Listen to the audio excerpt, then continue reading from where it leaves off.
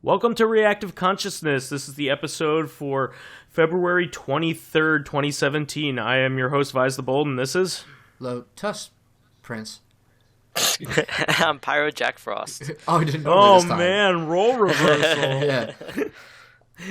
So this is, once again, this is the sister podcast to Corrective Consciousness, our more timely and time-sensitive episode on current events and things happening in our lives, with a bit of a deeper cut during our segments, a bit of a longer, in-depth discussion of things.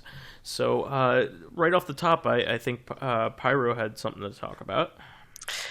So I mentioned this on Corrective Consciousness and last week that I beat Final Fantasy 15 and I'm kind of not sure what to play right now. But I know I've been like on a Final Fantasy kick. And what I really wanted to say is no matter how much I thought that 15 was a mediocre game, it did make me want to play another Final Fantasy. Whether it's because it was missing something and I wanted to go back to the good old days, or it actually did do what it wanted to and say like, hey, here's a Final Fantasy game, now look at all these other ones you can play.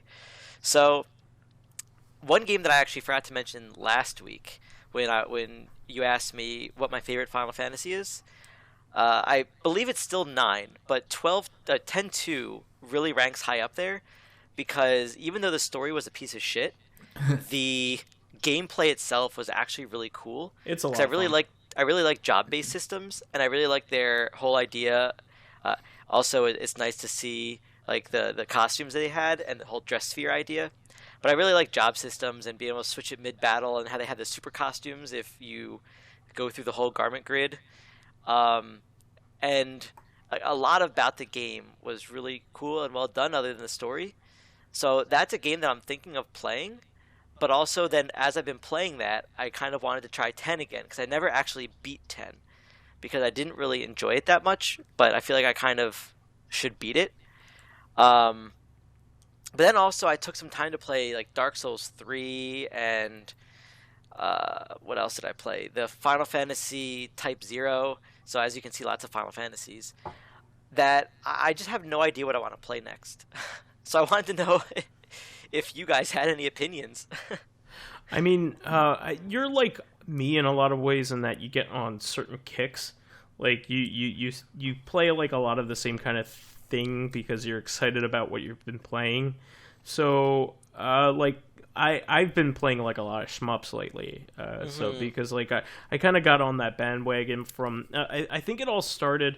I mean, I've always loved shmups, but I kind of got back into them because I was playing them on my breaks at work. You know, like on my tablet and on my phone. So I kind of just got into more onto the scoring mechanics. I never really used to play games, those types of games for score. I always kind of like poo-pooed that idea because like I felt like, you know, you should try to beat it to beat it. But I knew that like cave type games are really built upon your mastery of like scoring in them rather than just beating them, because like they give you infinite credits in like all the home versions of the games. Actually, you know, that's basically like trial mode, you know. Like once you if you're not beating it in under 1 credit, you are not really beating it. That's the mode that I like. So I mean, so I've been really into that kind of thing lately, and I know that you're really into the Final Fantasy games. So, well, it's like I'm really into the Mega 10 games, but I think if I had to pick a second series that I was into, it would be Final Fantasy, which is interesting considering there are more Final Fantasy games out there that I played, but that would be the second series because I just like the common themes that they like to have across the series, and how I kind of like how no two games are the same. That is And there's a nice. different theme and like system amongst them. I know a lot of people complain when a new Final Fantasy comes out that they're like, "Oh, this isn't like Final Fantasy," but it's like none of the Final Fantasies were that much the same. Got into the once they passed, let's say 5 or 6, you could Yeah. say I, they were all different. But when you well, think about it, all of them were different in some way. well, I was thinking that like I think one of the my memory's hazy, but I think one of the first things you see when you turn on 6 is people walking around in giant mech suits, and it's like, Yep. whoa, this is not even Yeah, close. Like, it's not, the first tech kind of one, and even the battle system was different than the other ones. I mean, it's yeah, still turn-based, but it was still different. I think it was one of the first active time battle ones, where your bar builds if I up, and remember then 7 correctly. was all like cyberpunk. It's like even Hmm. further into it. By the way, you mentioned if you like job systems. I mean, I don't know if you're willing to go into the really old Final Fantasies, but 5 had a whole ton of jobs to work with. Hmm. Yeah, and I was thinking, I don't really know which one I want to play, but I'm thinking I am gonna stick with 10 or 10-2. Okay. Probably just 10 for now. There's another game coming out that we can talk about a little later that I want to play that I'm waiting for, which comes out at the end of the month. But that it's more like I want to pick a game that I can play for a week and just be like go back to it later. But then again, that's the same thing happened with Dark Souls 3 and with Transformers. And as you know, I haven't actually beaten them yet, Hmm. so we'll kind of see how that goes. But the thing is, like, there's a game that's coming out the end of this month that I want to play, that I plan on playing until Persona 5 comes out. And then once Mhm. Persona 5 comes out, I know that I want to play the new King, like not the new Kingdom Hearts, but like the 2.8. Mhm. And then pretty soon after that, the new HD remakes of 1 and 2 of Kingdom Hearts comes out, so I'm gonna want to play that. So like I kind of know what I want to play along those lines, but I want a game that I can fill in the cracks with. Hmm. So, have you considered playing Neo? I mean, you really like Dark Souls kind of games, So so I thought of it, but then again, that would be a game that would end up being when I played Bloodborne, I played that consistently until I beat it. But with Dark Souls 3, I played it until there's another game that I wanted to play, and I actually when I tried playing it again, I think it was like even Friday, it was hard to get back into.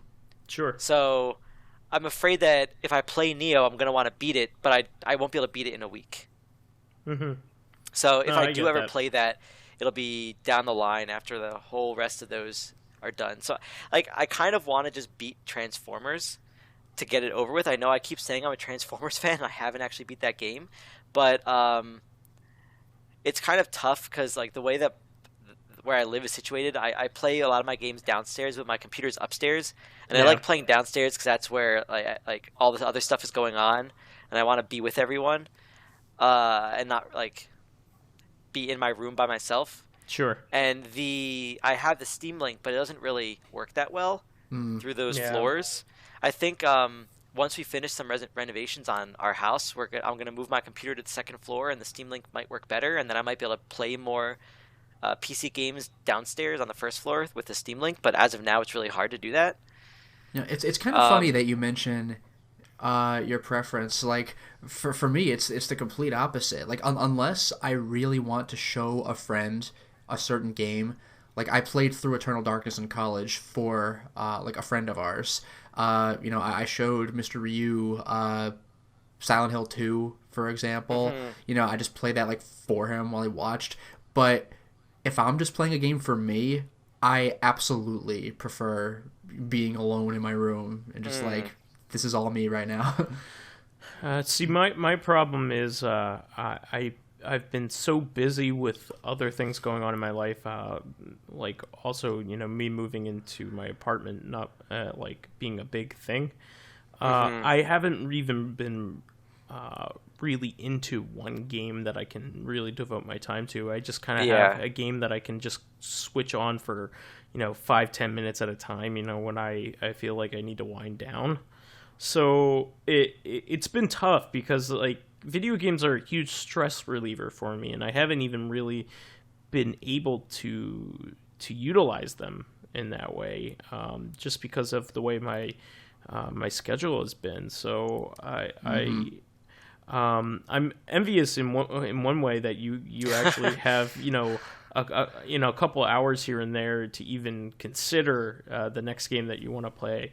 Whereas like I don't have like a main game I'm playing right now. Like maybe Mushihime Sama Futari is the one game that I'm trying to get better and better at, which is good because I could play until I run out of my one credit on that game, and I've been playing that with my new monitor in Tate mode.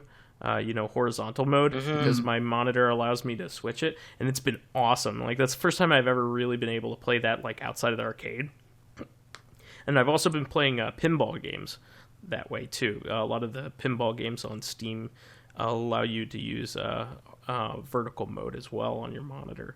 So it's been really neat to kind of test that stuff, but I haven't been playing anything seriously. So I think it's really cool that you're into this kind of stuff, but I also know that it's a really good time for games right now. I mean, you have also like a lot of the really cool Muso games are being released. Yeah, and those are all games that like I wanted to try the Zelda one. I want to try the Gundam one. I want to try the Dragon Quest one. Berserk one's coming out. Yeah, are you into Berserk? I'm not. Okay. But still, it's like there's so many other games I want to play. And I don't really want to start a new one since I know I'm going to be starting another new one in a week. So I kind of want to pick a game that I own already and haven't played, or that I've started playing and I haven't beaten yet. So, I mean, I kind of just wanted to talk about it. I probably will just stick with 10, but it's more I wanted to find a game that I can fill cracks in for a while, as all these other games that I know that are coming out that I want to play are out. And then once I get through that, hopefully, then I can try to finish other games and find new games. But it's tough being into so many different types of games. Yeah. Nowadays, now that I actually have a job and I'm an adult, that I don't have the time that I had when I was a kid that I could just play all these games and beat them. Especially because since one of my favorite genres is RPGs, and they take fucking forever to beat. Yeah. I feel you there, man. It's tough because like I'm really into them. So much that I know that it's a time sink, but I can't stop myself from starting a new one. Oh yeah. Yeah. And I get it. In my case, it's very on and off regarding when I can play games. If I have papers to grade, then I can't really use games as a stress reliever because I really need to get such and such amount of papers done by such and such a time. Maybe I'll sort of cheat. Like if I get 20 papers, I'll say, well, okay, I could do 4 per day, and after 4, I'm good. But I really want to try getting this stuff done as quickly as possible. But if it's an off week where I get like a rough draft that I don't need to comment on, I basically can do whatever I want for a while, which is kind of nice. The only problem is that I know that the following week I'm going to get hit with everything at once.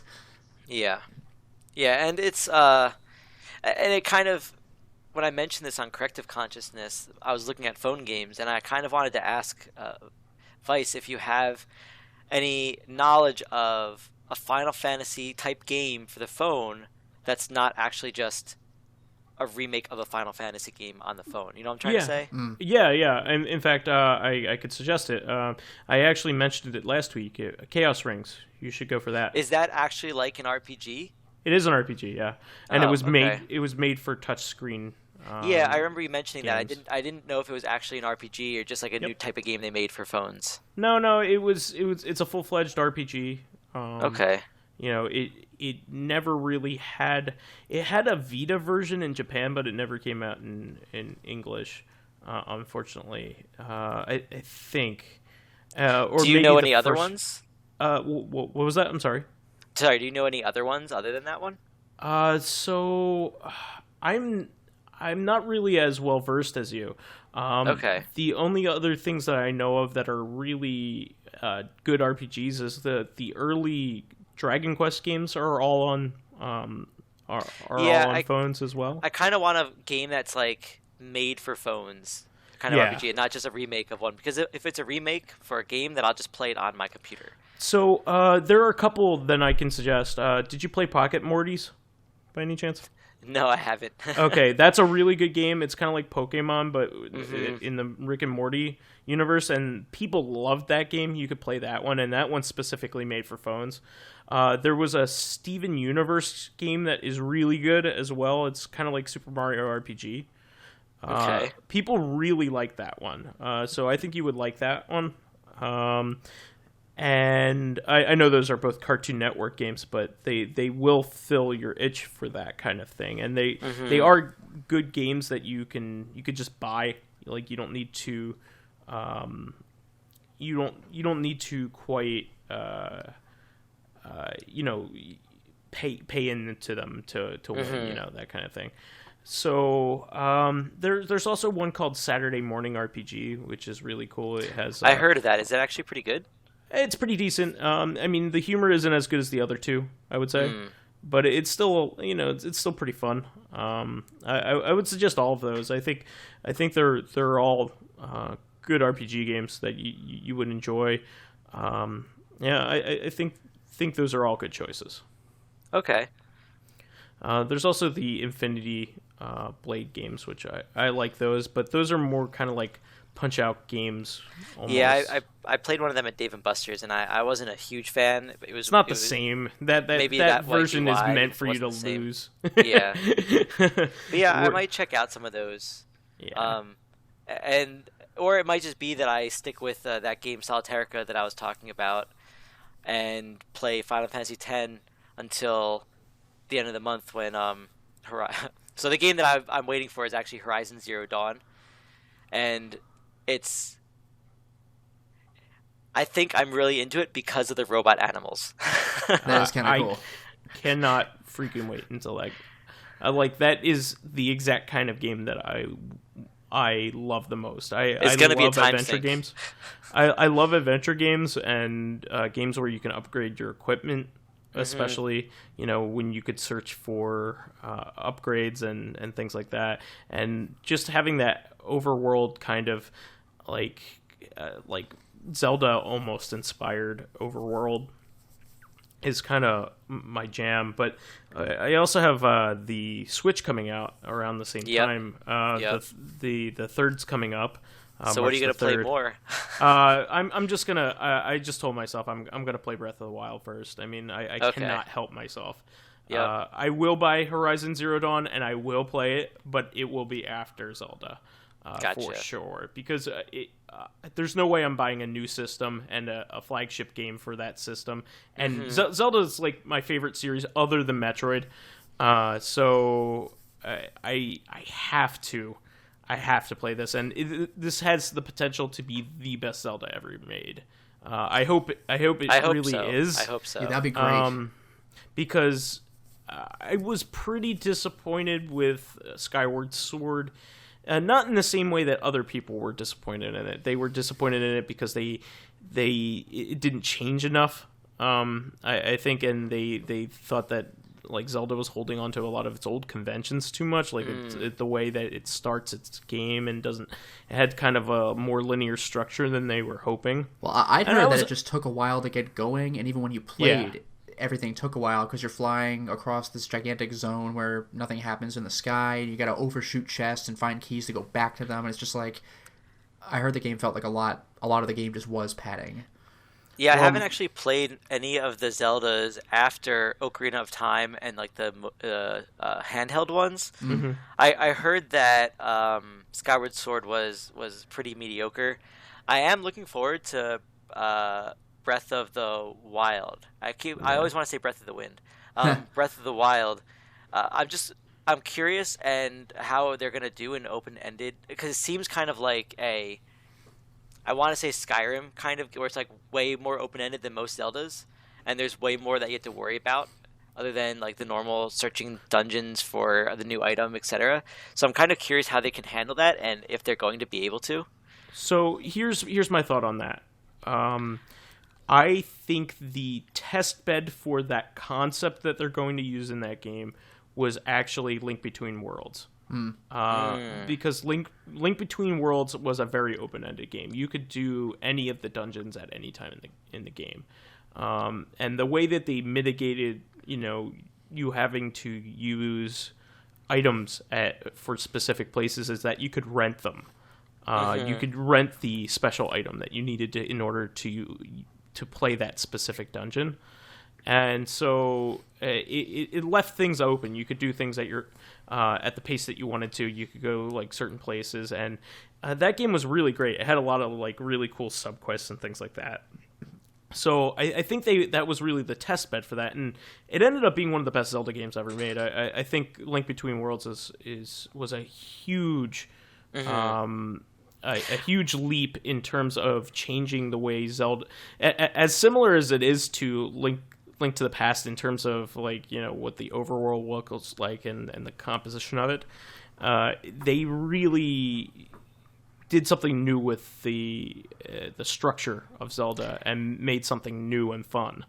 Yeah, and I have to say that, talking about that, a lot of people, I guess me partially too, was not sure how the whole renting system if it would work well enough. Because like you're used to going to a dungeon to get the equipment that you need to explore other dungeons, and if you can just rent everything, then like what's the point? But they actually handle that well. So I guess thinking about that, the new Zelda could actually very well be as great as everyone's expecting. I mean, you know, I'm willing to bet that it's also not very gimmicky too. I mean, like as far as control methods go, I mean, the game is meant to be played as a console game. It's not really meant to be played as a handheld game. I mean, you can do that with the Switch, but it's not a touchscreen game like that. You know, you're supposed to be able to sit down and play this game in the docking station. So I don't think it's going to rely on touchscreen stuff very much. So I don't think it's going to be gimmicky in the same way that Skyward Sword was. I was disappointed with Skyward Sword mostly because I could not get the controls to work for me. Yeah, I heard that they were pretty annoying. And I would not want to stand up and, not necessarily stand up, but swing my arm whenever I need to actually swing my arm. Yeah, that was what turned me off. Stuff. Sorry, go ahead. Oh, okay. I was going to say, I just don't mind that stuff. I'm okay for like, you know, a new style of play. Like that doesn't bother me. It just needs to work well. And I had such a difficult time doing the moves that I wanted to do. Maybe it was the way that I move my body or whatever, or maybe the space. But I know I'm not the only person that had the same troubles. Yeah, well, I was gonna say what turned me off from, like, I didn't buy the game for months because I had learned that every sword swing you do in a freaking Zelda game is based on flicking your wrist, and I was just like, man, like, I mean, I know that the controls were not nearly as well implemented in like Soul Calibur Legends, for example, but that gameplay sucked, and you know, I don't want more of that for a game as long as freaking Zelda, where like 60% of what you do is hack and slash. Like, let me press the A button. Why can't I just press the A button? You know, like, play like No More Heroes. I press A and maybe I'll swing to do a finishing blow or something, but like, let me press a damn button. Like, I don't want to... Or give the option. Awkward play. Yeah, that's true too. So some people might want to feel more like Link and swing their sword, but not everyone wants to. Why force someone into a control scheme that people might not actually enjoy? Yeah, it's the same thing with the Star Fox for the Wii U. I heard that was very reliant on the Wii U gamepad, but in a way that didn't really have to be. Like, there was something that had to do with the Wii pad that I think could have been programmed to a button, but just wasn't. And it's like, let me play the damn game. Like, I get that you have new technology and it's really cool, and it is really cool, but like, let me just play the game. I want to sit down and play a game. You know, is that too much to ask? Yeah, I mean, like I said, I think that this one's going to be really good. But I'm really excited about Horizon Zero Dawn. I don't know much more other than the gameplay trailer that I saw, to be completely honest, but I knew it was the game for me. Like, yeah, it looks really cool because it's interesting. I liked Guerrilla games because they did the Red Faction games, and those were pretty cool because the whole destructible environment. Yeah. Then they did Killzone, which I wasn't a huge fan of. I like shooters, but Killzone was like as shooter as you can get almost, and that didn't really do enough for me. I thought Red Faction was Volition, and they ended up making the Saints Row games. Oh, okay. Maybe. Yeah. But anyway, then, go so I ahead. guess the other way then, like the people who were doing Horizon did Killzone, Okay. and like that's as shootery as you can be. Like I need more to my shooters than just being a shooter. That's Yeah. kind of why I'm not into Call of Duty or Battlefield, but like Borderlands I liked because it was I mean I guess it's because it's an RPG, but still it was more than just a shooter. I enjoyed Portal because it was a puzzle game that was a shooter, kind of you Yeah. could say, but I Killzone didn't do anything enough for me because it was just a shooter. But now this is their new game, and it seems interesting. The whole fact that it takes place in like the post apocalypse. Like it's think of modern society. There was an apocalypse, but then the plants took over again, Huh. and then somehow there's these robotic creatures that are roaming the earth. But it's like all the people who live there are more back to like caveman type civilizations and Yeah. societies, and you hunt the animals, and there's also real animals too, which is kind of cool. So it's not just robotic animals. So I'm kind of curious what the story of that is about. But you can hunt them to get parts to make better traps and weapons, and apparently you can get guns eventually because that would make sense if you have robots. You can make that kind of equipment. I'm just curious how the whole story is going to flesh out and how that whole hunting mechanic and exploration mechanic's gonna go, and it just seems really really interesting. And then the ways that you can kill these enemies.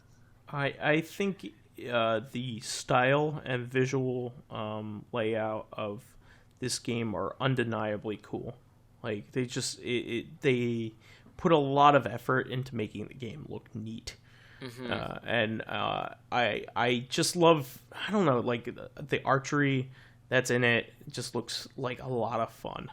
I just think like archery in games has always been something I've always liked, but it other than Zelda it's rarely used. Maybe you could play it in the play around with it in the Elder Scrolls games, but I think it was only been really fun in the Zelda games, So I think this game has a lot of potential to have like that, like hunting. It's like hunting, like she's hunting these robot animals and trying to defeat them, and just the way that they react to being hurt and things like that is so cool. I love the whole thing about it. It's just so neat. So I can't wait to play it, but it's definitely my jam. Yeah, and I'm wondering. Kind of we talked about it on Corrective, but I would actually be curious if you seeing it on your system. If you plan on doing anything special at your new place. Mm-hmm. Yeah. So I with my new place, I plan on doing a lot more LPs and short videos. I even filmed one recently. I just need to produce it and get it up. I need to cool. work with some editing software, but I did an unboxing video on my joystick, and I also tested it, and it was a lot of fun. But I just need to get that out there. There's been a couple things that I'm wanting to work on, but LPs and live streams is definitely something that I want to move into. It's just a matter of time as to when I can get everything set up. One of the things that I had at my parents' house before I moved into my new apartment here is that I had a really intricate console setup. With all of my systems all hooked up in one place, and it was definitely cool, and I was able to play anything at any time. But it was a long time to dismantle it as well as set it up in the first place. So I think my setup now is going to be a lot less intricate, and I'm only going to have the systems that I'm playing at the time connected, and then I can have the other systems off towards the side and organized just in case somebody wants to play them later. But I want to definitely show those off and show some games off once I get everything all set up. What's cool about my new apartment is it's really conducive to having people over and social events. How many floors is it? It's 2 floors. It's a 2-floor townhouse, 2 bedrooms upstairs. living area and kitchen downstairs. So, and like a small dining section connected to the living area. But the living area is really like the star attraction. I have 3 couches there. I mentioned it on Corrective. They're kind of like in a U shape, but they each have their own end table. There's like one part of the U is one of the couches. Then there's an end table in the corner of the U, and then on the bottom of the U is another couch, and then another end table, and then another couch for the other part of the U. So, and then in between them is a coffee table, and I cannot wait to have people over and play games. I really want to play like things like Tower Fall in that situation. Would be awesome. It's the awesome setup for that, and I also want to have people over to play Resident Evil 7 with the VR. No, thank you. Yeah. And just like poke people while they're playing it and have the VR headset on. Oh, great. Definitely not now. Yeah. Yeah, that would be something I wouldn't tolerate, not gonna lie. I just will not tolerate. I mean, I won't. I'll play the game, but like I'm not dealing with outside interference. We'll have to get a referee to make sure that someone even interferes. More humorless than I am. But I can't wait. I mean, I want to have many windjammers take a shot, tournaments and things like that on this setup too. So I can't wait. I'm also, the next thing that I want to work on is I want to start planning on getting a surround sound system. I usually pay a lot of attention to the visuals in my setups, but I don't ever usually pay enough attention to the sound. So one of the reasons being that longtime listeners will know that I have my old systems throughout digested through a FrameMeister. It's all processed through a FrameMeister, so it looks a lot better on an HD television. But the FrameMeister is actually not very good at replicating sound, especially with Genesis. It's particularly egregious. It kind of like doesn't have the sound capabilities to replicate the Genesis correctly. Other systems, it doesn't seem to have as much of a problem, or it's less noticeable. But with the Genesis has weird sound capabilities, so I think that has something to do with it. I mean, Lotus noticed it right away when we were playing Streets of Rage 2. It just didn't sound right. Yeah, and he was right. It didn't sound right. So having external audio is something you definitely want to have with that kind of thing. So I wanted to start building a surround sound system. I've always wanted one, and I didn't want to get one while I was still at my parents' place. So now that I have my own apartment, I want to deck it out and make it even better. What is cool about a surround sound system is even though it can be expensive, you can buy it piecemeal. You can buy 2 speakers at a time, which is kind of cool.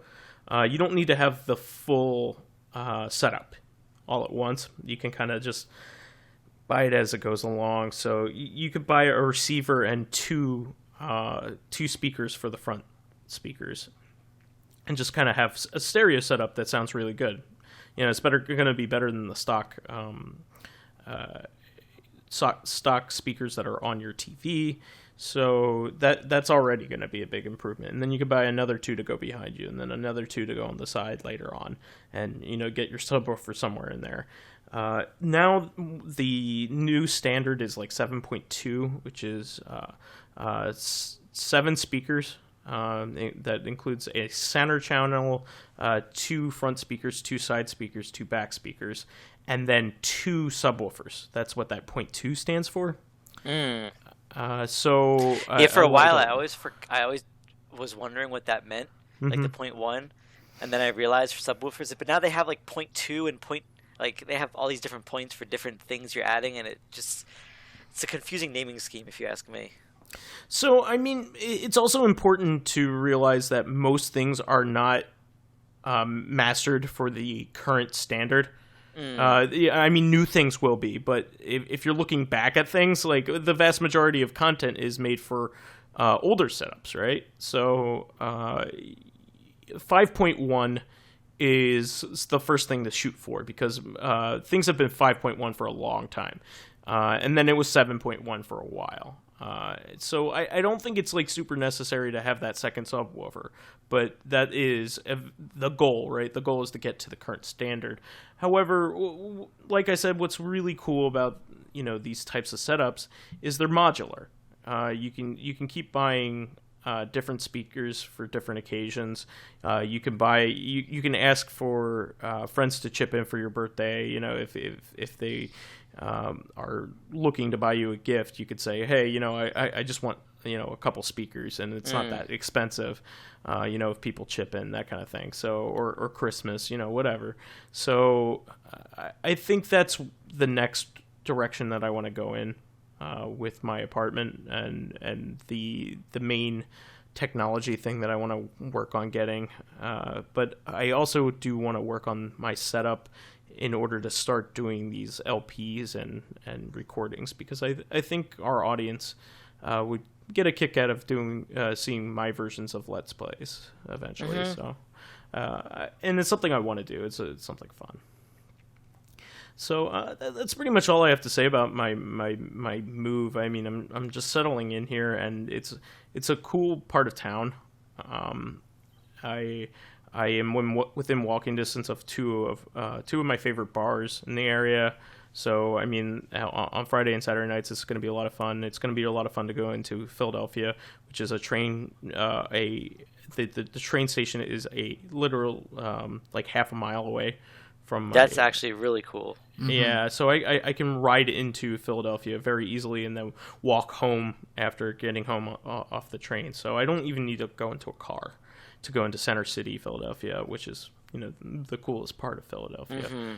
So I just can't wait. And I'm in between two small towns that have really nice centers of towns with their own restaurants and things like that. So I'm on cloud 9 at the moment. This is the kind of things that I've always wanted, because our hometown, the Pyro used to live in the same neighborhood as me. Our hometown is big and it has tons of people in it. Our graduating high school, my graduating high school class, because you moved on to the Princeton area. I moved on. Yeah, you moved. My graduating class was like 750 people. We have tons of people in our town. However, we don't have a center of town. We don't have a place you can go to. There's not like a lot to center do of commerce. there. Yeah, there's no activities to do in our town for some reason. I don't even understand it. It's vast. It has tons of people in it, but there's no like center of commerce. The closest thing is the high school and a couple of the businesses lying around it, but you can't walk anywhere in our town. Like you have developments that you can walk around in, but we rode our bikes a lot, but that was about it. Yeah, but you can't even go to a convenience store. There's not a convenience store you can even go to. Yeah. We used to every once in a while like ride up to Taco Bell. That was like and even that was pretty far. This is a lot better situation. I can walk to pretty much anything. I can walk to a convenience store very easily. So I think this new apartment's going to be really a lot of fun, and I think the social gatherings are going to be really neat. I'm looking forward to checking it out. Absolutely. And that's pretty much all I have to say about that subject. Do you guys have anything else you want to add for Reactive this week? Not really. My week's pretty average, honestly. Just grading papers, or in this case, commenting on papers. Like, I really don't have anything to add that I didn't already say on Corrective. Gotcha. Yeah, no, other than figuring out what game I'm going to play until Horizon comes out, that wasn't much new. And I guess I'll go back to the Final Fantasy thing for the final piece of this, that I don't know what it is about the Final Fantasy games, and I think it's a lot of people feel this way, where they enjoy playing the games, and then the new one comes out, and they have all these high hopes for it, but it's not what they expect. so people shit on it. And then, like, a few months later, everyone's like, it wasn't that bad. It wasn't great, but it wasn't that bad. It's funny because, like, I remember Final Fantasy games used to be like the great games. Like, when a Final Fantasy came out, people loved it. But looking back on it, I feel a lot of the Final Fantasy games were just like, they were fun. They were kind of mediocre, but they were fun overall. And they're beautiful. and that's the thing, like, they look nice, and people come back to it because of the common themes, like the spells. So whenever they change the spell names, that's when people really get up in arms. Or they have to have chocobos, obviously, and like Moogles, and I don't know what it is about it that draws me into it and want to play them. I am actually looking forward to the HD remaster of Final Fantasy 12. Yeah, I can't wait for that. It's kind of funny because I had a friend who was playing it in college, and I was joking. I was like making fun of it left and right because I guess I didn't think it was a Final Fantasy, kind of like what people thought when 13 came out, or now people are thinking about with 15. And I was like, this isn't Final Fantasy. This is stupid. Like, look how dumb this game is. They capitalized, like, when they were doing the whole screen of text explanation of things. Like, there were capital letters. Words were capitalized for somewhat no reason whatsoever. And I was just like, this is so dumb, whatever. Then I played it. And I actually enjoyed it. Yeah, it was actually pretty fun. So I'm actually looking forward to that. And I like it because when they remaster it, they're, just like with 10 and 10.2, they're remastering the Japanese version. Nice. So there's a lot of stuff that like the international version that they always come out with. Yeah, that we in America never got before. So that might be another reason why I want to try 10, because maybe the international edition changed enough that I can at least try to finish the game. Maybe I won't like it all the way through, but maybe I'll try to finish it. Sure. I think it's just one of those things. You want to like them because they're very charming. It's just like, but I feel like I think I brought this up before. I think that they concentrate on the wrong things when they make them.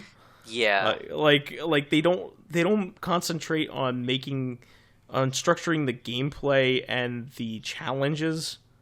Like they don't pace them well enough.